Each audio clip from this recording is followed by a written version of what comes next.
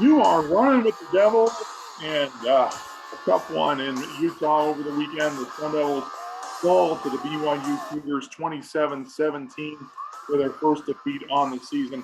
I'm the Rhino, Ryan Knowles. Here with me, as always, Big John Caldwell. And Big John, always a tough show when we talk about a loss, but this one kind of really sucks because, frankly, I thought the Devils should have won this game. At least on paper, they looked like the superior team. Oh, we had more quality athletes, that's for sure. But it just goes to prove you can have a lot of great athletes, but if they're not disciplined, you're gonna lose. It's all simple as that. Simple as that. When you don't line up right, when you're offsides, when you're committing, when you're holding. I mean, this is just silly stuff, right? But Yeah, too many blown plays, too much, too much, everything going wrong in this game as the Devils fall when it looked like they were going to make a run there at the end, and ultimately were unable to get it done. And yeah, you mentioned the penalties. I mean, yeah, that was a big problem. It turned out to be the story of the game. We were worried about this in week one. We thought that it would, kind of pass as the opening night jitters kind of went away, but it was bad. 16 penalties for 121 yards is not going to get it done. I don't know if it's just a lack of focus or the coaches just aren't doing their jobs. Maybe it's a distraction from the pending NCAA investigation. I mean, we don't really know. We know that what we do know is that this season has any chance of having success, being a success, it's got to stop right now. And I think that definitely goes without saying. But this week, as we always do, well, I'm sorry, we'll just kind of put a, just going through some of the things that we saw. I mentioned the broken plays. That was really bad in this game. Crowd noise. I think that coaches really need to have them prepared for that. to be expected. Yeah, and that led to a lot of the false start penalties. The silent count just wasn't there, or it wasn't effective, one or the other. And it was, I mean, there were a couple of there were also a couple of face mask penalties. One I thought on Omar Norman Lott, I thought was kind of a little unavoidable. They did really, when the guy was on the ground, they didn't really call that. He was almost like he was blocked into the guy. He was just kind of bracing himself against the other player's face mask. But just some other things that we noticed. Daniel Nagata, one of the bright spots in this game. That one of the first drives of the third quarter after the defense had gotten stopped. They were just feeding him the ball on that drive. He takes it down for a touchdown. And that he had the thumb injury was kind of bothering him. And that's why Rashad White got a majority of the carries, but Nagata seemed to be the hot hand there in the second half. And the team, granted they were trying to come back, but I still felt like they should have gone to him a little bit more. Well, it should be now obvious after what Nagata coming in and playing as well as he did, 80 yards and 8 carries, that he gets through the line, through the holes quicker. And maybe that's the problem here, or part of the problem is that we're not keeping holes open long enough. I mean, White's doing a good job, but White's paying the price too. And White's not he's not the guy built for being the every down back guy, every back guy. That's more Chip's role. But the fact that Nagata played as well as he did, the mystery to me is why did they pull him? Maybe he re-injured something, or maybe he tapped out. I was just saying. We've talked about this pre-show. Maybe the thumb acted up on him a little bit. Well, it's just always when they touch the top of their helmet, that means tapping out. Yeah, tapping out. They're ready to go. It was a tough loss. Bottom line, the game, ASU, looked like ASU going up against another ranked team that's well coached, disciplined, and that ultimately led to them pulling out the victory at home. Well, Ryan, I think the biggest 16 penalties is unacceptable. They're going to work on that all week long. And as AP said, they're going to do it with consequences. As he said, there are consequences to this kind of lack of discipline. They're going back to old school, hard. You're gonna be doing up downs or burpees, or you're not going to be playing or something. Bear crawls, running, something. Right. Yeah, something's got to change because the way things are going now, it's like Yeah, I didn't know that. I didn't know the Sun Devils rehired Dennis Erickson. I mean, and Dennis Yeah. never had this many penalties in a game. Even as bad as his teams were. Aren't we So the most penalized team in the we country are. now? Yeah. Yep, most penalized team in college That football. that is That's not that's got to change. If this team wants to have any kind of success this season, that absolutely must change. And it starts this Saturday. And we'll get into the Colorado game in just a minute. But the season's not over. That's the big thing. As bad as this loss was, as disappointing as the team played, there were still some good things to take out of it. They still, at times, they looked like a championship caliber team. At times, when they were able to keep laundry off the field, when they were, rolling along like they have been at times this year. But how do you rebound from something like this? Taking a loss is never easy. But where do Herman and his coaches go from here? And are they the right guys? Can they get this team back on track? well. Obviously the coaches knew it was their responsibility. They did not have them ready for this, either the noise or the count or all of the mental stuff they were doing. Um, they know but this is continuing. Now they're changing up the way they're practicing, guys. And we can't see it. I can't get to practice. They have shut it down. They've gone radio silent over there. Nobody's being let in that facility, and even the press are being shown very little right now. And there is zero reporting about injuries going on right now because I think there's too much focus on that, and they're just going to get away from all that. So all this worrying about Well, they're who's close. in. That's not the worst response. That is, I No, think, that that is a very positive reaction to something like this. right. Close ranks. Close Make it, ranks. make it just about us. Forget everything else. Forget the noise. Just this is This is about us. right. We're the ones going out there. Week in and week out.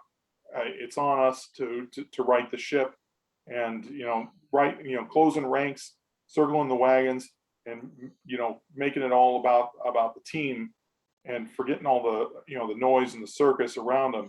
I think is Right. definitely the right way to go. Well, Hopefully we'll see the results of that on the field. I can also tell you that one of the other changes they're doing is they're instituting more meetings around the 11:30, 12 o'clock time for eating. So maybe they're I don't know if they're having lunch brought in while they're eating. I mean, are having meetings while they're eating or not. But they are definitely meeting more, communicating more. And I'm just a guy from the outside, and this is what I'm already seeing and hearing going on. That's affecting. I think it's just part of focus and the discipline that's got to take place. They got to do something. Something's got to change because they can't keep going the way things are. And if this is true, it sounds like they are making some changes to try and get the players' discipline back on track. Because this is certainly not the hallmark of a Herm Edwards team. Is discipline, Well, and he he's always preached discipline, and it just hasn't. We haven't seen it on the field. I think he's as frustrated as anybody about that. So hopefully we'll definitely see that starting this weekend. this is as I made my point. They're just too senior for this. Yeah. These guys have come too far at this point to blow it because of stupid penalties. My God. Yeah. That's and after and as we do here, we don't like to do it, but after every defeat here on Running with the Devils, we'll go over what we learned. Presented by Valley Athletic Booster Club to support the ASU football program and all the sports around the Valley. Check out valleyathleticboosterclub.com. And going into this game, we talked about needing to needing to have discipline to get away from these penalties that have been ravaging this team. And we talked about coaching and discipline, but they because we didn't really see it in the first two games because the opposing teams didn't really have as much talent as ASU. But when you have a team that has some talent and they also have coaching, they're well coached and they're disciplined, they can beat a team with superior talent that on paper looks like they should be winning championships year in and year out. And that was the biggest takeaway for me it was a textbook example on Saturday. BYU, they came in better coached, they came in better disciplined, and it's not just penalties. It's eye discipline. It's staying home on plays. It's not blowing coverages. Having clean eyes, not getting dirty eyes, as the coach like to say. I'll give you a real good example. That Tyler Algier, is just proved to me he's an all-pack player. When Merlin intercepted the ball and was racing down the field, and he pulled off one of the that was probably the play of the game. It's the play. It was top 10 ESPN, man. It was textbook on how you strip a ball away from a man. He climbed up on that shoulder, came across, and pounded that thing right out. Punch it out. Punched it right out, and that's the kind of stuff. Yeah, even if Merlin doesn't score, even if he just hangs on to the ball, I think ASU probably wins that game. That was such a tough pill to swallow. I mean, you got to, even when you're running down the sideline, doesn't look like anybody's coming. I saw him look up at the scoreboard, so he saw the guys were chasing him. Yeah, you got to put that ball away. Again, he's not used to running with the ball, so I'll give him a little bit of slack. But he's still a football player. They're still coached on this when they pick up fumbles or running back with interceptions. High and tight. Yeah, high and tight in the cradle, and preferably two hands if you're going to get hit. And so, I mean, he saw Algier racing down. I saw him look up at the scoreboard, and you got to be better than that. Well, and that was a perfect example. You got to have discipline. You got to know your job at that point once you get the ball in your hands. Yeah, I'm not blaming Merlin for losing the game. I mean, there was way too many. There's plenty of blame to go around. That one play, it was like we mentioned, the play of the game. ASU hangs on to that. They probably win. That you can't just point to that. It shouldn't have gotten to that point. That's correct. Before that, and between the penalties, the broken plays, the inability to deal with the crowd noise, with the silent count. You can go on down the line of things that you can point to and say, hey, if that doesn't happen, if this doesn't happen, well, this game might not even be close. Curtis Hodges lining up and not being covered up by the defender. He was covered up by the defender. Yeah, right. Exactly, and then that negates a big play. Yeah, I mean, any number of things. You can point to any number of plays, any number of things. And maybe one or two of them don't happen. We're talking about a completely different game. So, and that point brings me to my next point. ASU really is a run first team. When they're running the ball, they're I don't want to call them unstoppable, but they're very difficult to stop when they're able to establish the run and go get downhill and start chewing up the clock and chewing up the getting first downs on run plays. And they struggled to do that in the first half, but in the second half, they came right out and started to pound the rock, and it showed. They got themselves back in the game, running the ball, and they went away from. I don't want to say they went away from it, but when they stopped feeding Nagata, they just weren't doing the same things. They weren't adjusting to BYU's adjustments. Their offense kind of went stagnant. But you saw a couple of series where on first down and several times on second down where they sent Jaden on RPOs, and I'm like, what are you? Don't just keep going with what you got. Keep letting White pound it for 4 yards, 4.5 yards, 5 yards, or Nagata, and get a second and manageable and a third manageable. There were some definite broken plays where Jaden was kind of just looking around and I don't know if they were RPOs or they were broken plays, but I know a couple of them were RPOs. You could definitely see he was looking at the end if he was crashing or not. Yeah, and then when he put the ball out and the running back was over here. Well, that's just It was over at that point. I know. Yeah. It was very frustrating to watch. And when he was able, when they did call the right play, he still wasn't comfortable in the pocket. He was bailing out a little bit too much. Yep. He was trying to get mobile when he really didn't need to. If he just stays in the pocket, even when it's maybe collapsing on him a little bit, and just keeps his eyes downfield, he could probably make more plays than he did. Right. It was nice to see him, connect on some long balls for the first time. I know the the crowd, our ASU crowd, loves to see the long ball. That's great. And the wide receivers, we talked about this last week. We knew BYU didn't have the athleticism or the speed Right. to keep up with ASU's athletes. Right. And And that was a big thing. That was something that we both felt they could take advantage of. And by going early, deep, that's certainly something you can do to exploit that. Went deep early, right? Exactly. And they did it a little bit, but I just don't know if they necessarily did it enough.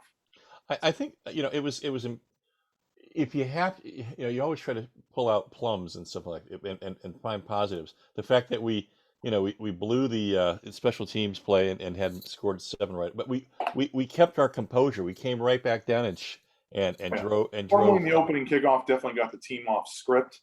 Yeah, but we didn't let it bother us. We went down and executed what we were supposed to do on offense. Yeah, that's my point. And then also D-line getting pressure, but maybe not sacking the quarterback consistently. Now, part of that is facing as many mobile quarterbacks as ASU has to start the year. Certainly you got to compete with that. And they didn't let Jaron Hall, BYU's quarterback, beat them with his legs too often.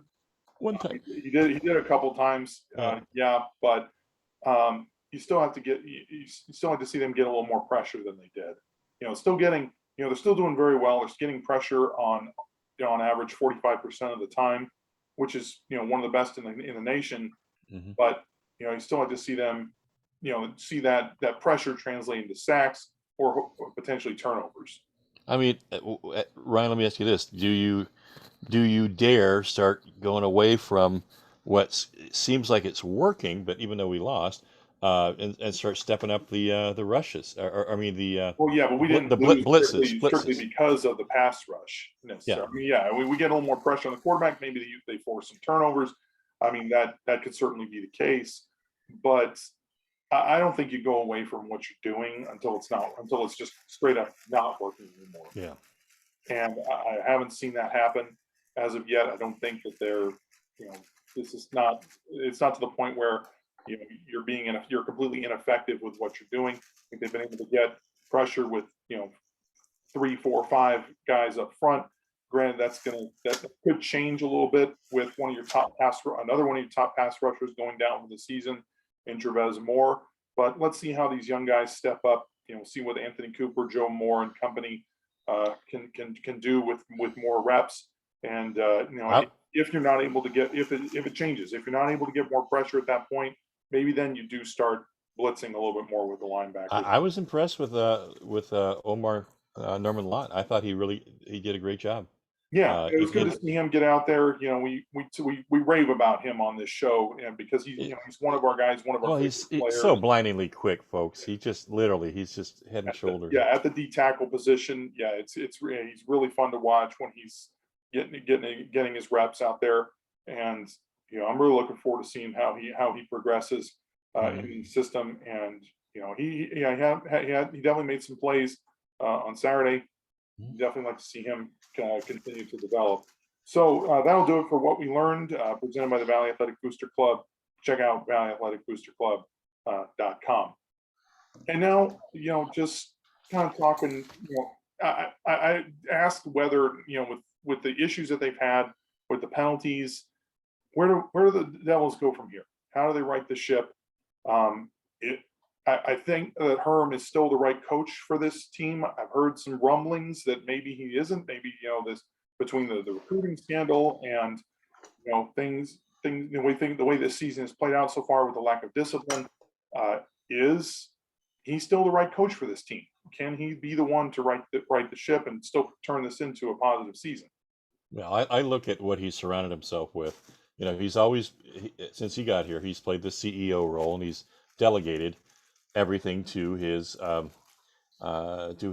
support, to his assistants. And I think up until this point, until this game, these assistants had a really solid game plan for the most part since Herm's been here. There's been no blowouts, certainly. This was a disappointing loss, but and it was unexpected. I mean, in terms of but the discipline, I think he gets it. He knows that it's on him. I think he's got some hard ass coaches around him that are gonna going to make life miserable until these guys get it right. Yeah, This this week. isn't Dennis Erickson. This isn't a guy who's surrounded No, himself with a bunch of yes men well, and he's his a buddies, player's he's a and his player's drinking buddies. He's got some coaches that he knows what they're capable of. They've coached just about everywhere along the way and had success. So just need them to go out there, just get in the meeting rooms, get on the practice field, and get these guys right. Get them playing the way they know they're capable. There's one other thing too, Ryan. I think that, and we're not going to be able to see it, but we'll hear about it later. And I know there's enough senior leadership where there are going to be some meetings where you kick the coaches out and it's just the players only talking about stuff and starting to hold each other accountable here. Yeah, there's got to be that And accountability among the peers. Yes, absolutely. and I think that is what we should expect from such a senior and super senior team is, and we're not gonna hear it until we're not hear it for 5 years, for 2 years, I don't know, sometime down the future, but it's what it took for the '96 Rose Bowl team. At a certain point, they kicked all the coaches out and said, "Sorry, this is players only," and there was some yelling and screaming until they got it right. Well, yeah, and they had some scare that like you harken them back to that '96 team because they had some scares where they had some lapses on the field, where they got down, or they let teams back in games they really shouldn't have.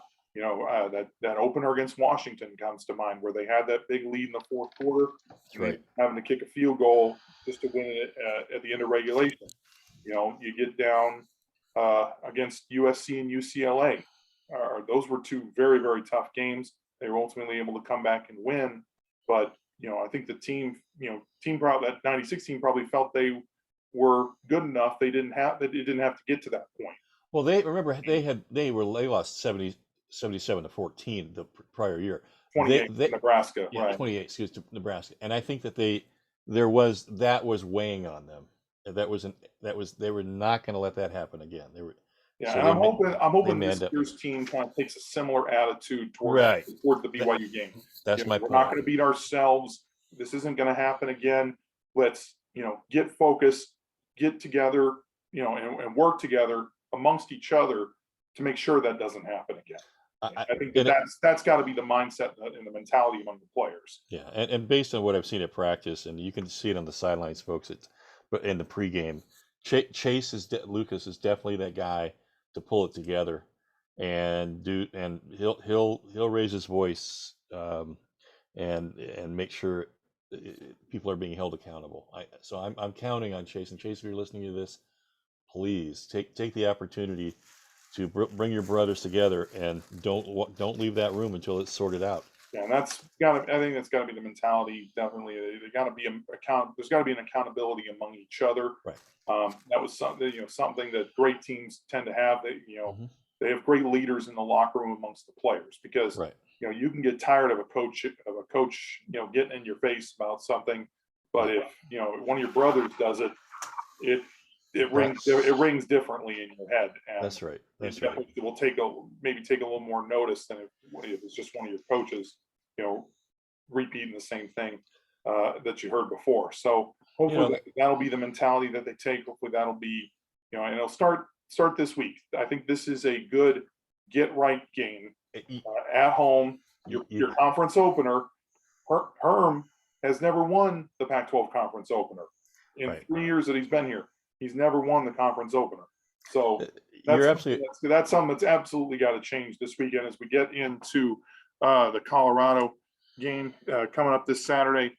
This is a game I think that ASU fans should certainly circle because they have a good record against Colorado. I believe it's 8-3, but Colorado's won 3 of the last 4. And that's really got to change. That's something that ASU last couple times they played Colorado, they had chances to win, they weren't able to pull it out. I think that this is a game that ASU's pointing to fresh off the disappointment against BYU and saying, hey, this is a game we need to have. It's a team that's struggling offensively.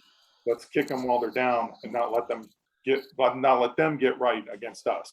There's nobody named Chenault on this team this year. Yes. Correct. Thank you. So let's just. But they even lost when he was hurt 2 years ago. I know. Yeah. My. But there's no Katie Nixon either. So.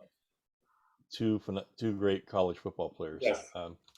But no, um, you got to protect the house, guys, and I think that's there's no with being this senior, they've got to understand that. You got guys who played at Stanford, you played at Harvard. We have some smart guys here, Oh guys, yeah. and we'll figure out that the coaches will do their thing. What I'm saying is the players they also got to hold each other accountable, Yeah. and understand that Against a team like this, that's really struggled offensively. Granted they've had a brutal non-conference schedule to start the year, going up against Texas A&M and a very talented Minnesota team in Boulder last weekend. But they've only scored 7 points in the last 2 games. And they only had 63 total yards against Minnesota last week. And a big reason why has been their senior quarterback Sam Neuer, who transferred out of the program, went up to Oregon State. And their freshman quarterback Brennan Lewis only played last year in mop-up duty.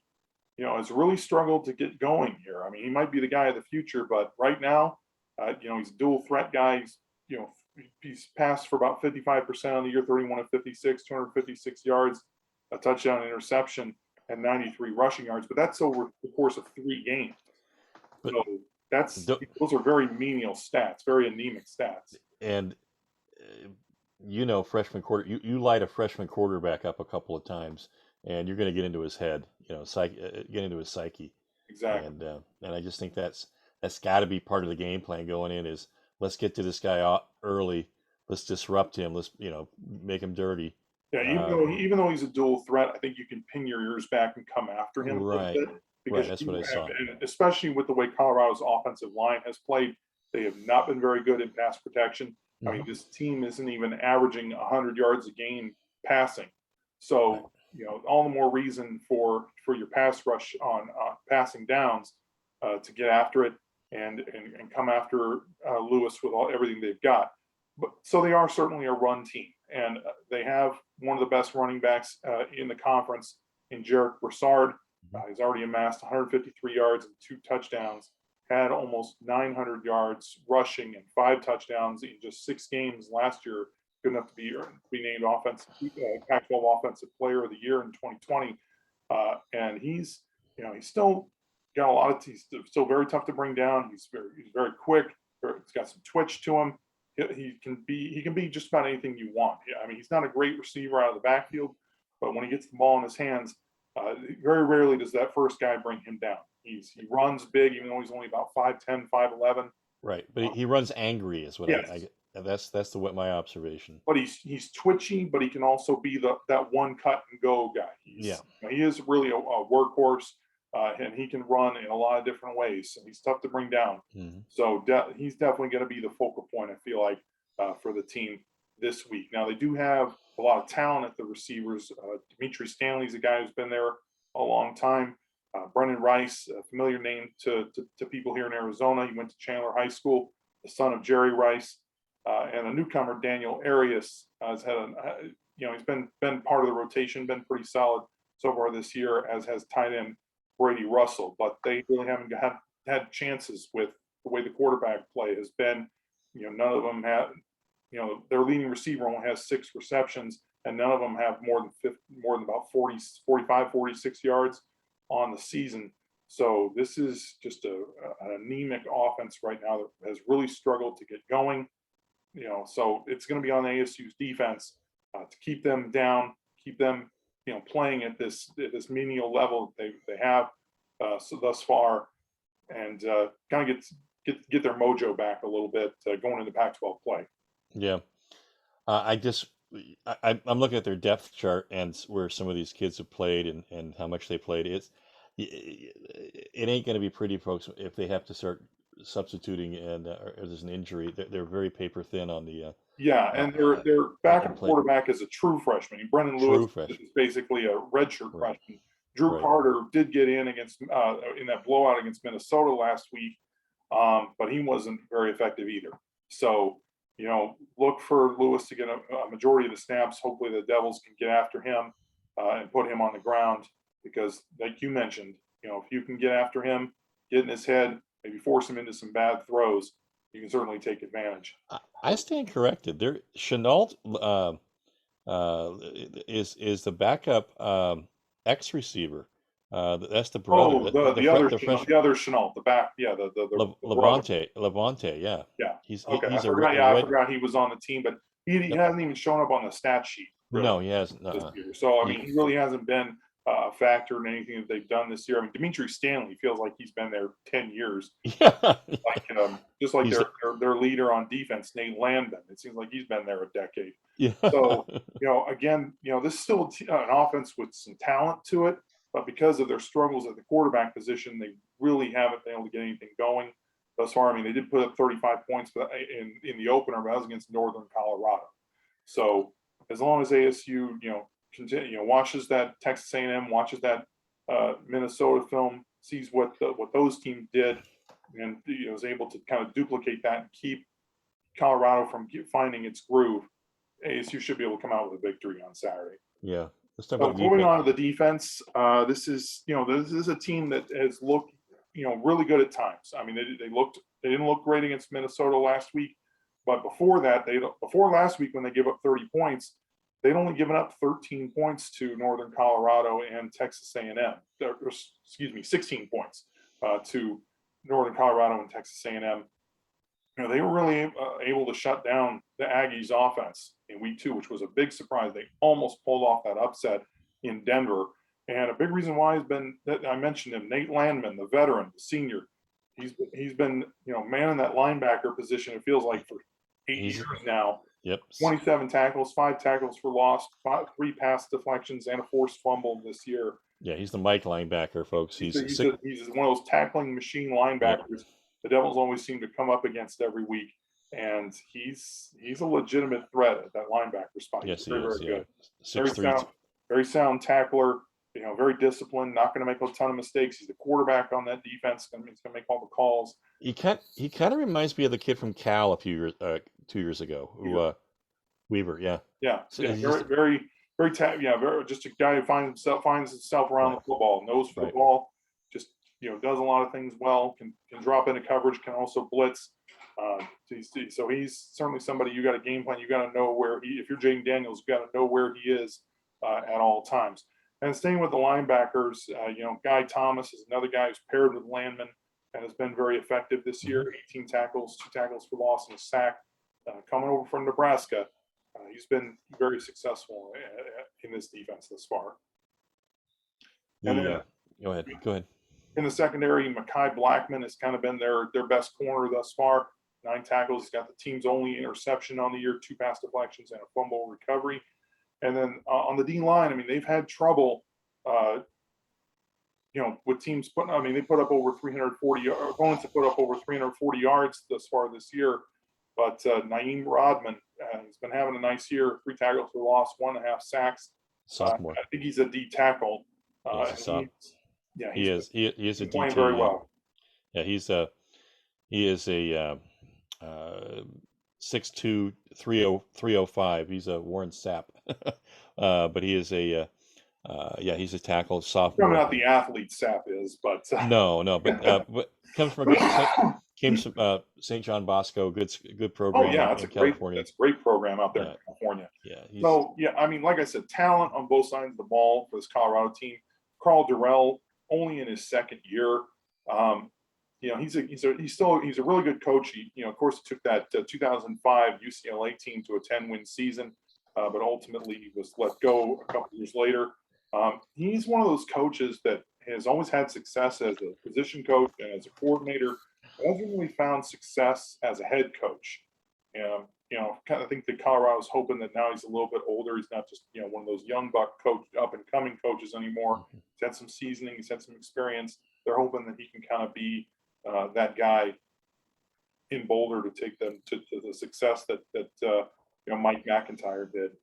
I hate to say I'd be this critical, but this is, and I don't ever really, I'm not a big subscriber to this, but I was really close to the UCLA situation when Doral was there at UCLA because my nephew was being recruited by him. Actually, he was being recruited by Toledo. Toledo uh, basically was let go, and Durrell took his place. And Durrell was not a very dynamic recruiter, folks. And quite frankly, he inherited a lot of good Toledo players, and that was part of why he won those. Had that Yeah, with 10 win Maurice season. Jones-Drew and That's right. Mercedes Lewis at there at Right. UCLA. Yeah, that is very See, true. read And all I mean, kinds. he's got some ties to the Valley. He was the Mhm. ASU wide receivers coach in 1994. Before that, he was the wide receivers coach and offensive coordinator in AU. So, I mean, he's got some Valley ties. And there's some, Valley kids on this team. So Mhm. they're continuing to recruit in the Valley. So, this is going to be a big game, I think, for ASU. Definitely like to see them come out and play well, especially against a Colorado team that has really struggled right now. They got it, and that leads us into the keys to the game presented by xllending.com. For all your mortgage needs, check out xllending.com. And going into this game, we talked about the penalties against BYU that were a big problem. Discipline. That's the big thing. Cut out the penalties and the mental mistakes. Get right with the RPO. Enough with the broken plays. Just this I think is the epitome of a get right game Yep. against a team that is just struggling right now. They're probably going to be competing for the seller of the division, if not the conference, when it's all set. By the time it's all said and done, I think You this. mean you mean next to it's not personal, U of A?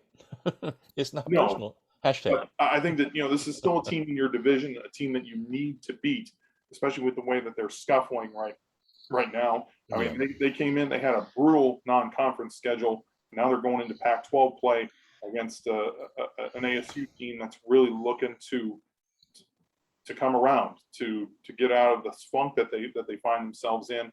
Mhm. Then if ASU can just cut out the penalties and these mental mistakes, there's no reason this game should be even close. And a big reason why, and a big key to that as well, starting fast.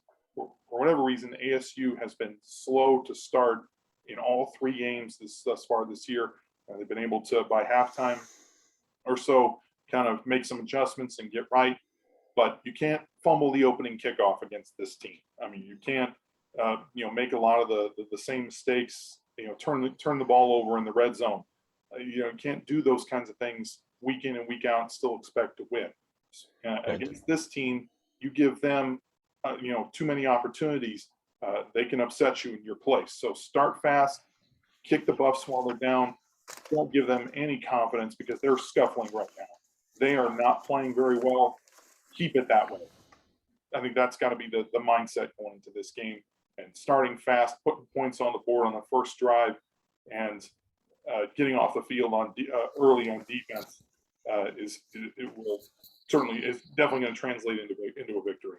There was a series in the third quarter of this last game against BYU where our defense was on the field for 11 or 12 minutes, and it was, I really thought it was amazing how long they held in there. And then you couple You- that you- with the drive in the fourth quarter where that ASU kept getting called for the false start penalties, and they took like 6 minutes off the clock. I mean, you're just not giving yourself enough opportunity to come no, back and that's right. win. So I thought, at that period in the game where you really where Nagata had played well, and then then your defense is on the field 11, 12 minutes. That's just, you can't let that happen, guys. You got to yeah, be really mindful of the clock and time of possession. In fact, I think have we won the time of possession?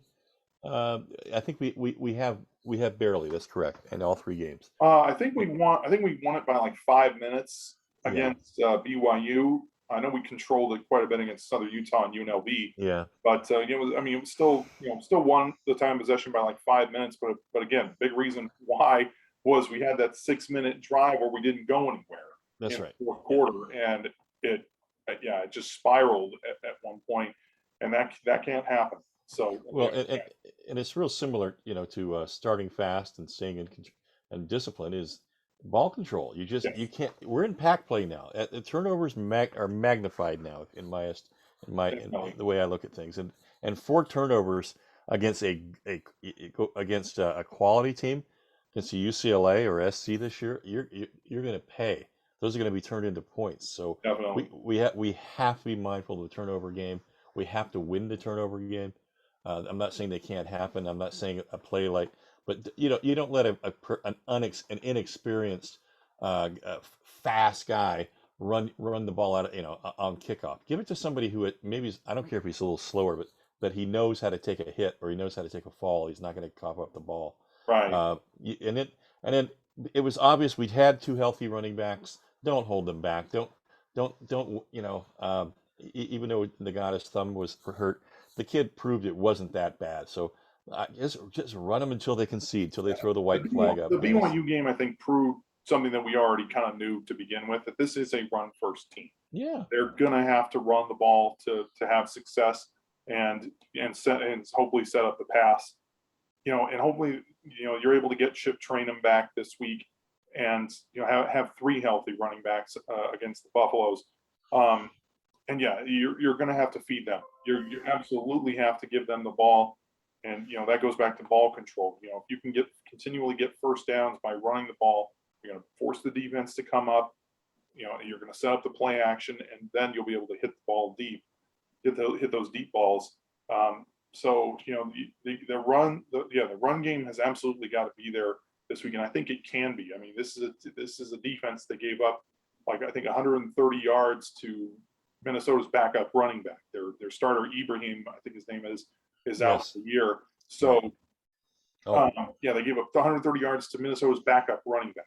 So that's something that you certainly have to establish the run, and even if it's not there initially, wear down the opposing team, continue to give those running backs their chances. I think you've got to by the time this game is over, I think all three running backs, White, Trainum, Nagata, should all have at least 10 carries. Oh, and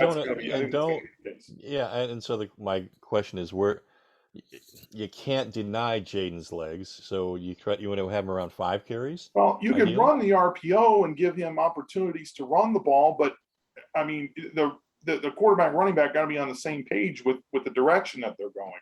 You can't have more. A big reason why he wasn't able to run, the broken plays. You got to be able to get on the same page. Right. And if you're not, that just goes right out the window. So I'm going to throw a couple little notes at you too. Even though we lost this game, I saw a couple little bright spots again. The special teams guy, I think, Eddie Zapalicki, is doing a phenomenal job. He's 48 yards average. It's not just 48 yards; it's where he's putting it, folks. Yes. He's putting it down between the 5 and the 1. He's definitely hitting the pitching wedge on those balls and getting them to drop. I'm so proud of that kid. He's just as a freshman, that's extremely impressive. And Zendejas he hit he hit a fairly long field goal. A 40-yarder, yeah. That's where outside of the comfort zone from where when he was on scholarship. And that was probably the only reason this game, the Colorado game against Minnesota, wasn't closer. Minnesota's kicker missed 2 field goals and an extra point. So if your kicker's on point, I mean, it's definitely preferable. I think it's not as glaring. Especially when you look at some of these teams around the country that are giving themselves chances to win, and then their special teams aren't executing. You look at Nebraska as a prime example. I mean, some of their games, they probably could have won that game against Oklahoma if they don't have that extra point return for 2 points, and I think they had at least one field goal blocked and another one that just shanked. Yeah. So I think Herm is, or that Luis is helping the Herm sleep a little bit better. And quite frankly, that field goal could have been from 45. It had plenty of distance on it. But I'm not. Don't push it. I'm just feeling good about 40 right now. Is still kind of the short, more accurate kicker. Logan Tyler's kind of the longer kicker if they need to attempt like a 50-yarder or so. But that's certainly a big key as well. I was also really I continue to be blown away with the job Case Hatch is doing. I was really happy to see Andre Johnson catch a deep ball and just look stellar out there. Yeah. But so there was some real there were some players who were balling out, folks. Yeah, there were some bright. I mean, there were certainly some bright spots you can take away from the BYU team. Nagata being able to run the way he did was another one that was really Right. great to see. But again, but I mean, those bright spots probably translate into a win if you cut out the penalties and these mental mistakes and don't let the crowd noise get to you. So hopefully that won't be a trend throughout the course of the year. The team gets this Sure. right. So those are our keys to the game presented by xllending.com for all your mortgage needs. Check out xllending.com. Now, on to our score predictions as we do every week. We both picked ASU to win last week. Obviously, that was the case, unfortunately, but we both believe that ASU will get right this week. I think I keep going back to it, and I'm not really a fan of this term, but a get right game. It is a thing, and this is a lot of times if you go out there and beat up on a weaker opponent, can oftentimes be a springboard for the rest of the season. This season is not over, folks. We both picked the Devils to go 10-2. They're still on schedule for that. So, we both pointed the BYU game as a game that they could potentially lose because BYU, they have significant talent. They have they were good enough to beat ASU on Saturday.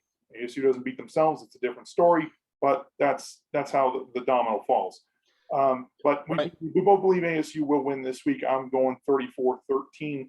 The spread surprisingly is only 14 points. I guess Vegas doesn't agree that ASU can get out of their own way. But I think that ASU will. They hopefully they'll cut down on the penalties if nothing else.